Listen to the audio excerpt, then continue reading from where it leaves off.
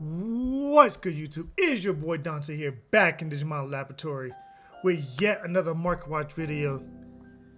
There was really nothing going on last week. I'm gonna just be straight real with you. There was nothing going on last week. Nothing really moved. We was waiting for BT10 to officially release so we can go ahead and go through these BT10 prices, the ups and downs of a lot of things crashed. And I do mean a whole lot of things. I want to give my 2 cents on them. First of all, first things first, the gold Oxnard Alphamon of BT6 has been released. It looks fine. It looks fine. If you are really a collector, this is one of the cards that yes, you are going to collect. I do not know if it's more readily available than the Omnimon per se.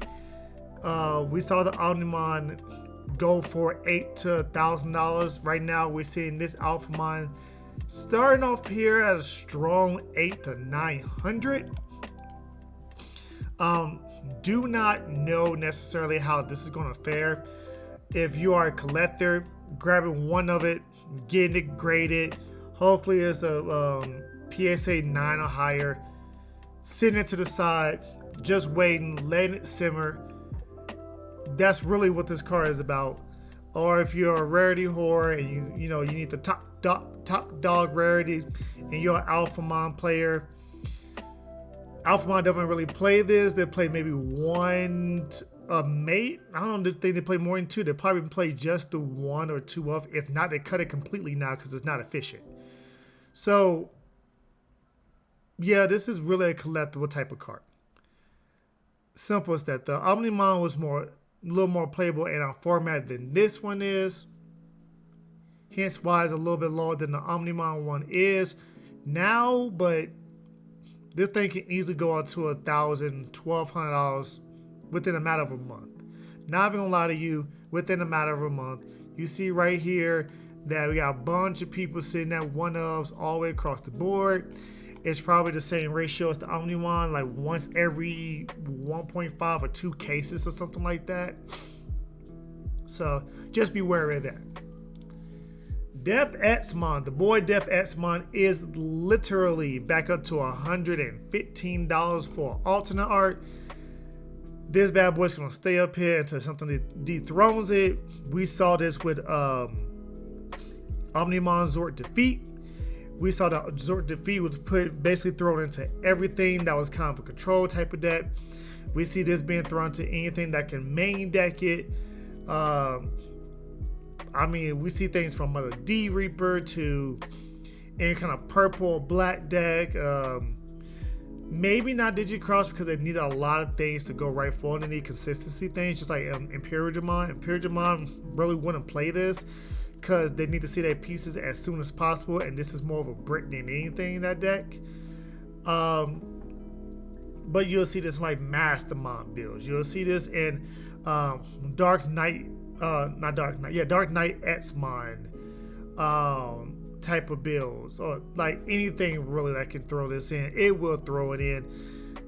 Regular art is still hovering around 70 to 80. I said this many times. I'm gonna say this again. If you want to play this card is amazing. It's crazy. I don't think this thing's gonna get power crept anytime soon. I think this thing really is a card that power crept, a very powerful card.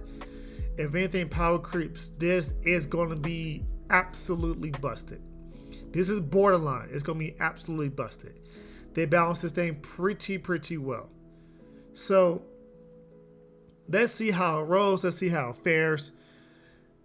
But yeah, $115 for Alternate right now. Mana Angelman has seen better days. So the boy Mana Angelman is definitely sitting here at about a 42, 43 price point.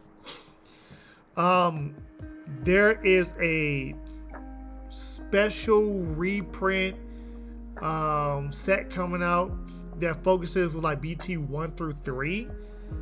And they all have like different alternate arts, or maybe the reprints with just, from what I've known, it's pack with all hollows.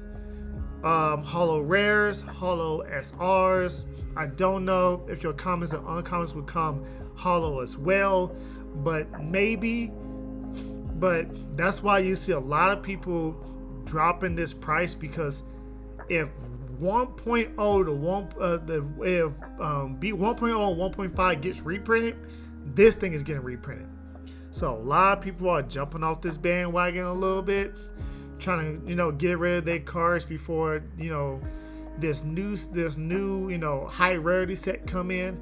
So if you want to play with Magna Angelmons, probably wait a little bit. When that set come out, I think it's coming out around Christmas time, if I'm not mistaken. I can always double check. I can always give you my correct answer next time around. But yeah, that's why Magna Angelmon is saying they fall from grace. This bad boy was like $55, $60, and now it's almost half its price point. Now, let's get into some BT10 stuff, shall we? So Greymon maid mode sitting at about a $5 price point. I have seen a couple of people really wanting to play this control type of deck with yellow hybrid. They throw in like a couple of Venusmons. It's standard yellow control. It's standard yellow control with like Rise Greymon X. All those type of things. So it's like a red yellow control type of deck. Right now she's sitting at about $4 to $5. I believe that she was not too much higher at her pre-release, so this card's a little bit lower. It can get lower as well, especially if this form of yellow control doesn't do anything. So be wary on this one. It is an SR, and in this set, SRs are there's more SRs in this set than usual, and there's more secrets in this set than usual. If I'm not mistaken, BT10 is the first set to where they have 12 SRs and 3 secrets inside the set. So just be wary. If that is the ratio that was moved from the OCG to the TCG, this set is a little more SR heavy. Therefore, you have better chances of pulling your SRs. Yada, yada, yada, yada. Be wary with this one. Jasmine X5. If you are playing the cross meta decks, you need to play S5. They do run 3 to 4. This bad boy. Right now, he is sitting at a cool little $7.50, $8 right now. Will he drop? It depends on the success of, Cross Bros. It's one of them things to where if the deck does flourish, this can be a $10 to $12 card easily. If the deck stagnates, because I've been on record for maybe 2 months now. I've been on record on this channel for 2 months now that I do not think that Digicross, or I call it Cross Bros, but Digicross is going to really break the meta wide open. Our meta is not like the OCG. Over in the OCG, it was running rampant. Over here in TCG, I do not think it's going to do the same thing. We have a very hyper aggressive format. With the format really being the way it is, and then with Alphamon not being hit in the TCG as of right now and making this video, we don't know when it's going to be officially hit in the TCG, or if it's even going to be hit in the TCG. We don't know. We don't know right now as of the making of this video, which is Wednesday, October 26, 2022. So, do I think Alphamon deserves a hit?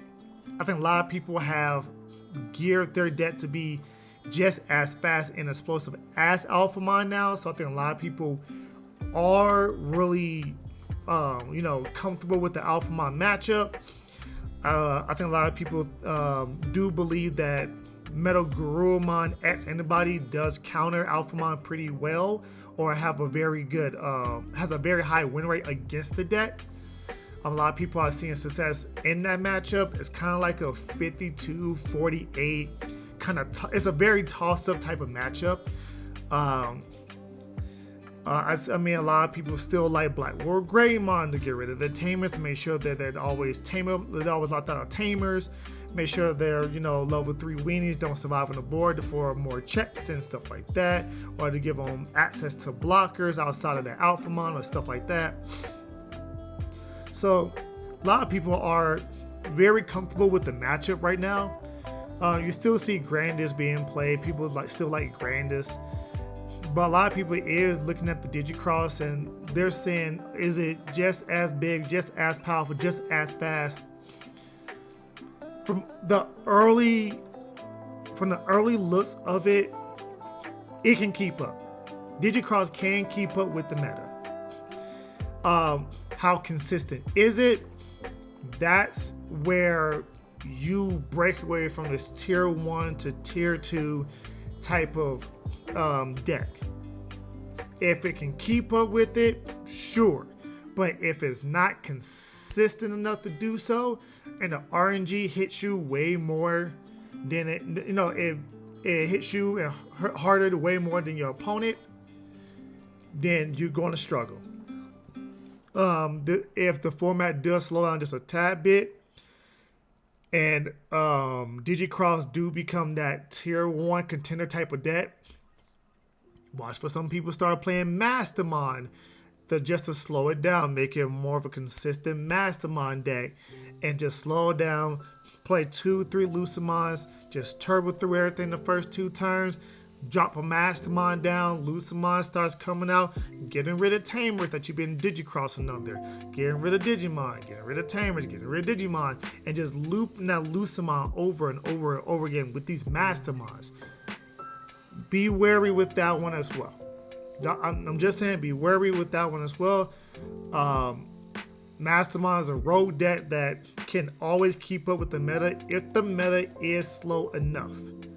Last format in BT9, meta was pretty hyper aggressive. It was one of those turn 3, turn 4 decks going to win no matter what. Is Digicross going to slow the meta down? I don't think so, unless it really just dominates stuff like Alphamon and War Greymon X and Metal Guru. Like, if it starts to dominate that and slow the format down, then you will see a lot more people like, hey, more controlling decks can come in, take this out, disrupt them, get rid of Tamers. If you're playing, a Mastermind deck, you can throw in 1 or 2, Dark Knight Mine X antibody and throw in a couple X antibodies yourself just to get that ability to pop the Tamer on top of the Lucamon. It's so many different things that you can do. So we'll see. I'll report back on this deck in a couple of weeks. I have to look and see if we have any tournaments coming up, some big tournaments for BT10 to see if this thing is going to shine or not. We'll see. It's one of those decks to where we just have to wait and see. We can't just it's going to be meta because OCG is meta. No, that's not how that works. We have 2 different formats. Even though we keep to the same ban list, we have 2 different formats because it's played 2 different ways, two different styles. Simple as that.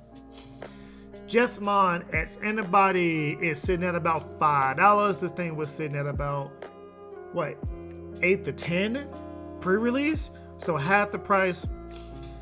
Jasmine is a deck that a lot of people are hyped about, a lot of people want to play, a lot of people are going to play. Simple as that. The structure deck came out. I think the structure deck on average is like $15 to $17. There you go. Instead of paying $25 for it, you saved about 10, 15. You save about $10 right there. So, Jasmine is probably a good contender to rival War Greymon X anybody. I just think War Greymon X anybody has a lot more tools in its disposals, a lot more consistent than Jasmine, to be real with you. But Jasmine, don't ever sleep on Jasmine. People are die-hard Jasmine players. They will play Jasmine until the wheels fall off. They will try to make Jasmine work 100%. And if a format comes along to where Jasmine is a decent meta call or a decent choice for a road deck, they will play it, they will find success, they will push it up to the tier 1.5 spot to where people would now have to recognize it. Jasmine, one of them things to where you have to sit there and give respect to it, and with Jasmine GX being a card as well, hey, this deck can make waves in the competitive scene. Shoutmon King version is sitting at about $6.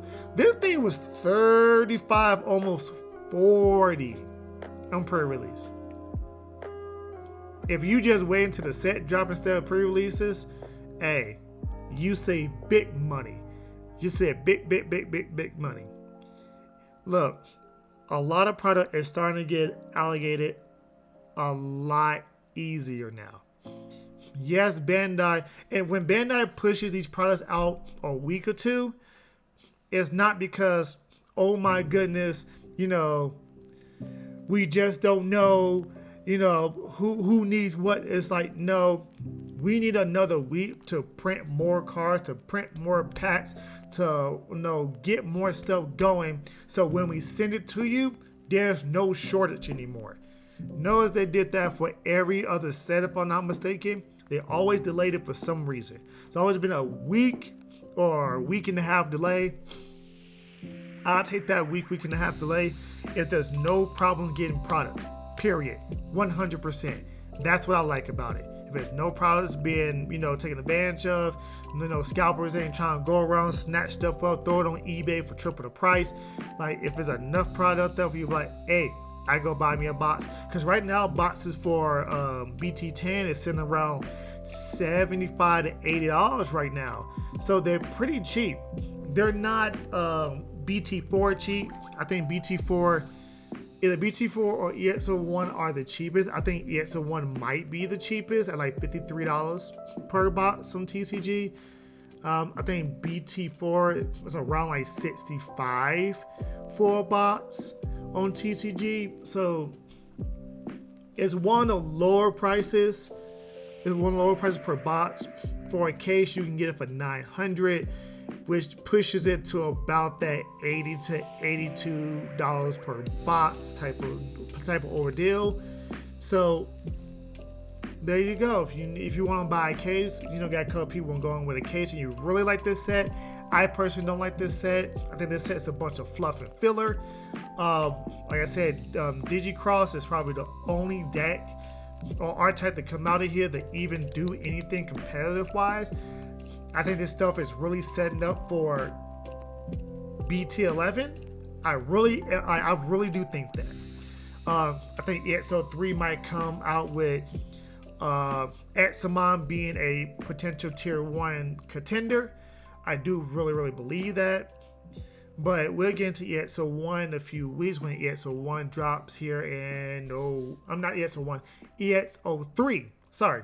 When EXO3 drops here in, I think around November, like the middle to end of November. So you might see a meta shakeup there with a couple more decks trying to sneak out there. D Brigade gets a huge upgrade. Examon, like I said, I think it's a tier 1 deck. You got a splash of a little bit of purple support. Well, I believe there's another Beelzemon up in there, another Ballmon. So just some random stuff up in there. You have the Ceres archetypes and all that kind of stuff. We'll see how it pans out. We'll see how it pans out for EXO3. But yeah, good thing you didn't buy this card where it was high. So all the Tamers, Taiki and all the Digicross Tamers, the box toppers, they're all sitting at about $5 or less. Right now, they're sitting at $5 or less. So if you want to swag out the Digicross deck because you really like it and you hype for Shoutmon X7 net set, not net set, but next main set BT11. If you want to throw in some stuff here or there, you kind of do like the deck, all that kind of stuff. You're a Shoutmon fan. You go ahead and pick these bad boys up. They're $4 or $5 a pop for the box toppers. If this deck does make splashes and waves, if this deck starts topping and stuff, these Tamers will start going up. Just be wary of that. They'll start going up. Metal Greymon is at the point right now, at the point in the video, I want to talk about some penny stocks from BT10 that come BT11 just might go up because the deck gets an extra boost. It might be, you know, highly playable, all that kind of stuff. It feels more finished and polished. So first things first is Metal Greymon, the blue flare Metal Greymon. So right now he's sitting at about $5 to $6. This card will go down a little bit. It'll probably go down to a $3 or $4 price point. If you want to save a couple of bucks, just wait a little bit longer, maybe like a week. Oops, excuse me. And then it'll be at that point. Pick you up a play set of these if you really want to play the blue flare deck. Especially next set when they get, you know, a lot more support. Gets another level 3. If I'm not mistaken, gets a level 3, 4, 5, and 6. So I think the other half of the blue flare deck is coming out. It'll be a lot more polished. I have to look more into it. Primitive is the one who's been testing with this. I need to look more into this deck to give my honest opinion. But yeah, so far it's like just a very, it seems like a weaker version of blue hybrid. But maybe when BT11 comes out, it has a lot more potency, it has a lot more oomph, it has an identity behind it. So this is a nice stock right here to probably pick up when it's a little bit lower. Pick it up, hold it, see what happens. If you like the deck, and you can go ahead and pick it up. Minerva Mine, also another one. So Minerva Mine, it has a counterpart in BT11, Minerva Mine. And the Minerva Mine loop, the deck, it really does gel together very, very well. Can you play Minerva Mine without Minerva Mine? Yes. You 100% can. Will it be good and efficient without it? It will be better with Minerva Mine, but it's still good without it. See, the problem with purple right now is purple loves to gain memory.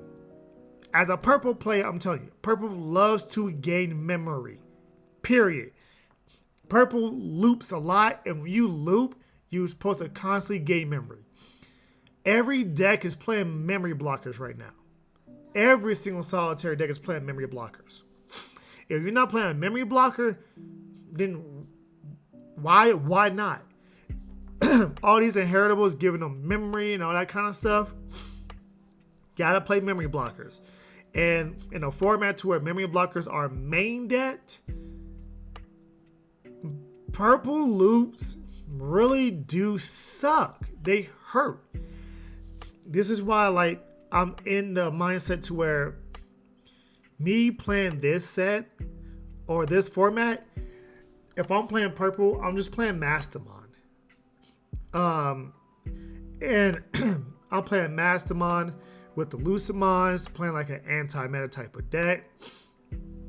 Yeah, it might suck against, you know, the top 3 decks that just sits there in the back row, build up and build up and raising, and, you know, come out and just one-shot you.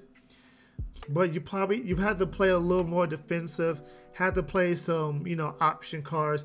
It'll suck if you play against a deck like War Greymon X. Anybody that says forget the option cards, you're just going to end. I'm just end you now. Yeah, it's one of those things to where, can purple be good? Yeah, I really do think purple can be good. I think if you play Mastermind or you play a purple heavy Dark Knight Mind X anybody type of anti-meta or something to that extent, then yeah. But as soon as somebody sneaks up in here with a Minerva loop or a Live Minerva loop or anything like that, instantly people's gonna play 3-4 memory blockers. And then your loop is not gonna work past that point because you won't have enough outs to actually, deal with the problem before they actually win the game. So, Penny Stonk for the net set. Let's see how it goes when it comes to BT11. Let's see, about that. I'm currently looking into EXO3 and some stuff there. So, hey, this thing might go down to like maybe 60 cents if you want to wait. $2 is not bad to pick it up at. I wouldn't pick it up higher than $2.50 because right now it's not worth that. It needs more help behind it, and it's all predicated on your opponent not having too many Digimon out. Against something like Mother D Reaper, this card sucks. And I'm gonna be real with you. Like against like Mother D Reaper, this card is bad because Mother D Reaper likes to build wide, and this card says if your opponent has 2 or fewer, whether it's deleted on your turn or your opponent's turn, whether it's deleted on your opponent's turn, sure. If your opponent plays Digimon, you play a level 4, sure. But that loop is predicated on your opponent not having too many Digimon out. And Mother D Reaper loves to do that. I know Alphamon throws a few bodies on board, but not too many. Digicross is probably another deck that this deck might struggle against. Because Digicross is just like, Digicross likes to build up behind their Tamers. So you might actually have a good matchup against Digicross. Something like Imperial Jamon, as soon as the first Imperial Jamon drops, then this card doesn't get the value that it should get, or the value that you want it to get. But yeah, it's okay. It's probably a secondary card, not anything that you can main a deck around. We'll have to see. I have to test it a little bit more, but that's just my initial thoughts about it. It's like if a couple of memory blockers hit the board, bruh, like your Cerebusmon and Cerebusmon Werewolf Mode combo just does not do anything to stop that. It really doesn't. So, Penny's thoughts for next set. Hey, want to pick them up? Pick them up. Bloom Lore Mine. This is a surprising one. I feel like Bloom Lore Mine, especially the plant art type, or should I say, the plant art type, is probably a little overlooked right now. Maybe it needs to come, some green enthusiasts need to come out and make Bloom Lore Mine a, scary card to deal with. Maybe Digiabsorption has a, sleeper boss monster. It's one of those things to where plant vegetation, all that kind of stuff is getting more support in EXO3 as well. I believe with the Hydramon line. So be wary of this card. This might actually be a boss monster that just may be the catalyst of a, very good deck coming, pretty soon. Because right now, green is really only known for Grandis. And a lot of people, if it's not Grandis, are not really looking at green. Maybe this is the card right here to, go ahead and say otherwise. To go ahead and, make a splash around here. So, couple bucks right now. Right now, it's sitting at about $3 to $4. Maybe the ratios are adding a couple more super rares up in the set is keeping the prices a little bit up, but mind you, the BT10 has not even been out for a full week, so may go down a little bit more. I say wait till like Friday or Saturday to go ahead and see about it if you really want to purchase it. Make your purchase around like the first of the month, stuff like that. When you get paid, that way things will start to get fleshed out as time goes on. So just so you know about that. Then stuff to get fleshed out, prices will drop, people will undercut, people will have a lot of boat. Like, I'm just getting rid of the boat. They'll do it all the time. Just be a little bit more patient. Omnimon X Antibody is another penny stonk right now. If you don't know what this card does, So when you Digivolve, when Digimon Digivolves with X Antibody and Digivolution traits, reduces cost by 2. So we can really play this in any, red or blue deck. If your deck plays Omnimon in it, you can throw this in and Digivolve on top of any Omnimon for 3. That kind of stuff. When you Digivolve, return all your opponent's Digimon with the highest level to the bottom of their deck. So it's just like, yeah, get rid of all those. And then when Digivolving, once per turn, by placing 1 as anybody on level 6 from the Digivolution source to the bottom of your deck, you reveal all your opponent's security. You trash one of them, put the rest of them face down, and then your opponent shuffles their security. So it inherently has like a security +1 effect. Like Digimon has been going away from these, just giving everything security +1, instead of they're giving it security +1 in different ways and avenues. So with this, you can pop one of their security off, when Digivolving and passing turn, or if it's your turn and you attack with it, you can then still pop another one off. You can pop the top one off, they shuffle it, and then it hits through. So it gives it inherent +1 security, that kind of stuff. They're being crafty about it. This one's sitting at about $2 right now. Will it be relevant? Maybe it might be a go-to Omnimon for a lot of people going into the future, especially if you're playing these X Antibody type of decks like Metagarurumon, Greymon, X Antibody. Digivolve on top of 5 rather than 7. If you did it, blow through your opponent's security, go ahead and check that security right there. Go ahead and get rid of your opponent's bit threat that's on the board, all the bit threats on the board, stuff like that. So get rid of stuff like, Def X Mine. They dropped the Def X Mine. You're like, oh no, you're not gonna get rid of my stack. After you blow through all your resources, drop, Digivolve this, get rid of Def X Mine. Bottom deck one of your, level 6s, pop the security that you didn't get, that kind of stuff. It's a very good card, but it's one of those win more cards. Venusmon. We talked about Venusmon and touched on her a little bit earlier when it came to the Sakuramon deck. Venusmon is one of those anti-meta cards. When you Digivolve, everything gains -1 security for the turn, all that kind of stuff. It's in, during your opponent's turn, anything with security attack cannot attack. This Digimon and cannot activate their win attack. So it's a floodgate. Anything that has security attack on it, so security attack 1, 2, 3, whatever. If your card says security attack on it and Venusmon sitting on the board, you cannot attack this Digimon, and you can't activate any of your win Digivolving or win attacking skills. You can still swing into security, but you would not get that win attacking when you come out and with the win Digivolve. Nope. If you have, say, security attack +1 and you have a win Digivolving, guess what? You won't be able to activate that. So she is a very good floodgate type of deck. Pair her with Sakuramon. A lot of people like that.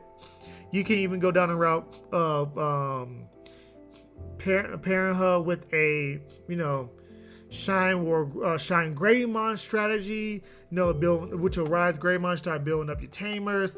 Drop in, Shine Greymon, deleting a bunch of stuff. You can play like a red yellow, play stuff like the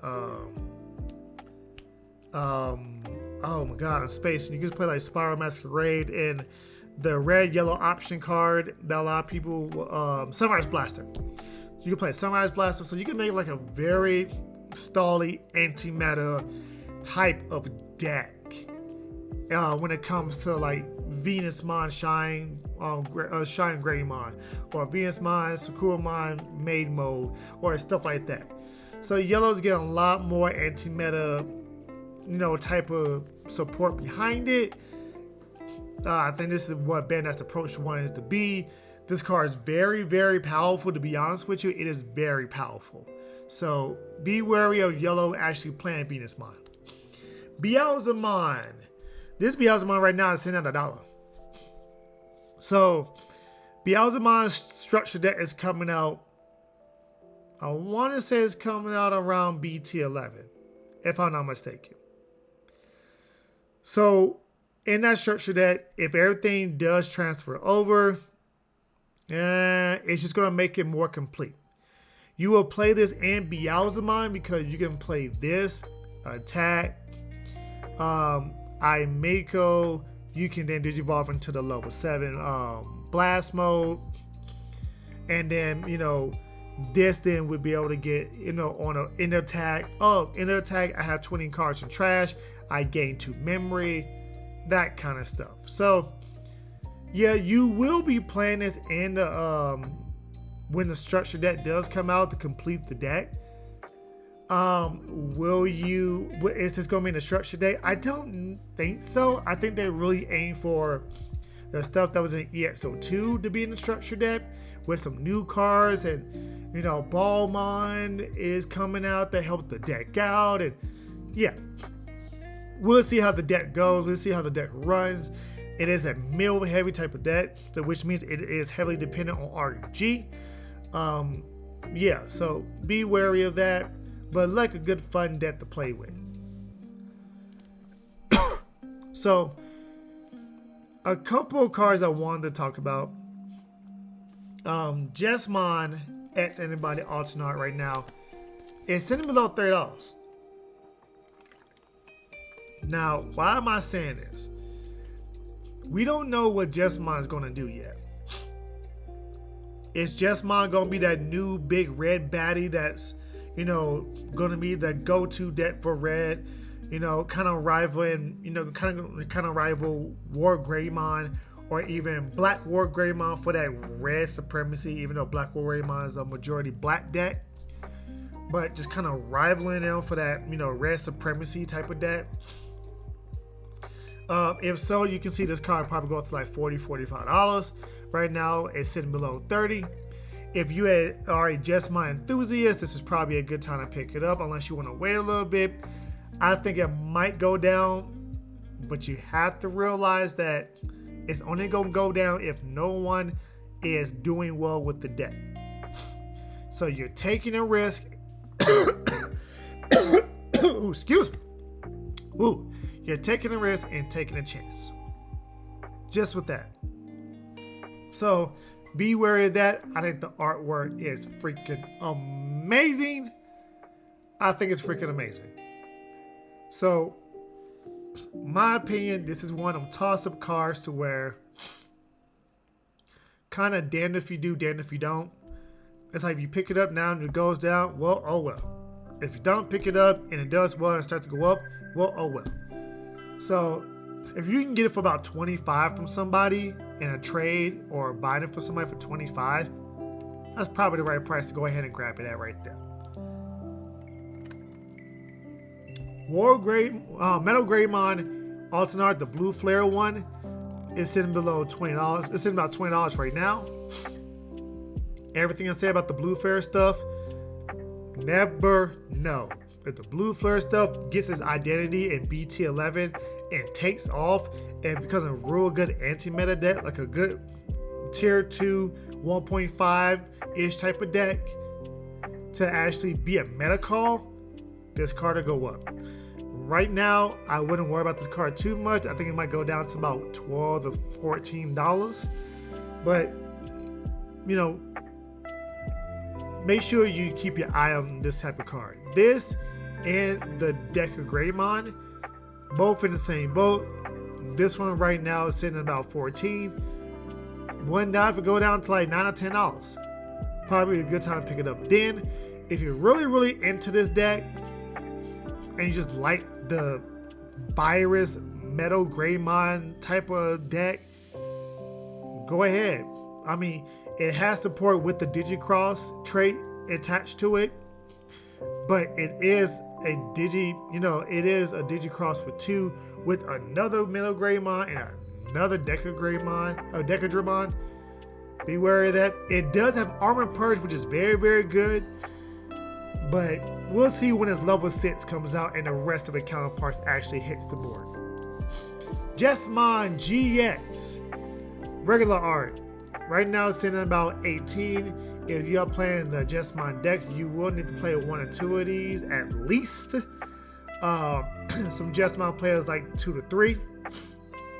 But you definitely need 1 or 2. This card is good. I mean, this card is really good. Like, it's not broken good, but it's really good. Because you can play it in any deck that has a Royal Knight deck. That's a Royal Knight deck. Alphamon, Genkakumons, Exomons, that kind of stuff. Yes, Exomon is a Royal Knight. If I'm not mistaken, I don't think they changed him. He is a Royal Knight. He was the last Royal Knight that we didn't have. So you can really play this in any Royal Knight type of deck and Digivolve for 5. So you stick at the on Digivolution, it gets a Blitz. All turns, you know, it gets a blocker and piercing and sec +1 for each Royal Knight card underneath it. Yada yada yada. It's a good Royal Knight generic card. It doesn't have to be in a red deck. It doesn't have to be in a black deck. It's a very good Royal Knight type of card. So, I know, if I'm not mistaken, Magnamon X Anybody is a level 6 Royal Knight. You can Digivolve on top of that for 5 with this GX. It literally said Digivolve 5 from a lower 6 with Royal Knights in its traits. Generic. No color specification. Straight generic. Very good card. If you are into building and playing Royal Knight type of decks, pick you up a couple of these. You can throw it in a Royal Knight type of decks. Simple as that. Very good card to look at. Look at for the time being. Right now, it's at a decent spot right now. I think this is about right. About $20 card. It's about right for this card. Shoutmon King version. Alternate art. The bad boy's at 12. Yo, Shoutmon enthusiasts. Shoutmon players. This alternate art is about $12. If you're gonna bling your deck out, this is the perfect time to go ahead and bling this deck out right now. Get this card right now. It's a $12 card. If you are a Shoutmon enthusiast, if you're a Shoutmon player, if you love Shoutmon, pick this bad boy up for $12 for the alternate art. That's a steal. Because this card, whenever it gets major support, it's going to do nothing but go up and stay there. This is a good price for this. On play, get return 1 Digicross from the trash to your hand. Recyclability, material save 1, which means when it's deleted, you can say this underneath 1. You can say this underneath 1 of the Tamers. It's a Digicross as well. Come on now. You Digicross it up. This right here. I'm telling you now, $12 is not bad for this alternate art. It's not bad for this alternate art. Go ahead and pick it up. Digicross will always get pop-up support down the line. Bandai's very, very good about doing legacy support. So if you're really into a deck and the deck's cheap enough to bling out, go ahead and do so. Hold on to it. Guess what? 3, 4, 5 sets down the line, legacy support, all your cards spike, and you can sell them off if you don't want to play the deck anymore, or you got more support. Hey, that little bit of legacy support is going to be very low on the totem pole because a lot of other stuff is going to be coming out. Go ahead and scoop it up with a cheap, and there you go. That's how you do it. That really is how you like plan stuff out when it comes to high rarity stuff. You don't go for the, oh, everybody's going for it, so I need to go for it too. You play what you want to play. You get what you want to get. You eyeball the right timing for it. You pick up the high rarity stuff and of your deck. You bling it up. Like right now, if you're playing Armor Rush right now is the best time to get Armor Rush everything high rarity. because everything right now is pretty on the low cheap. Outside of like the V mines and the V mines from the V mines in the egg, the Demi V mines from like the Digicups and stuff like that, and the qualifiers and all that kind of stuff. So yeah, just my opinion. This is my opinion for BT10.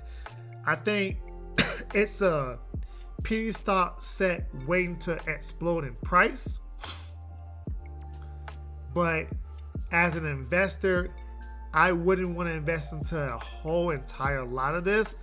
Just little bits here and there. Well, let me know what you think in the comment section below. Let's see how DigiCross actually affects the shake up the meta a little bit. I think it'll just prop into the tier 1 1.5, you know, at best.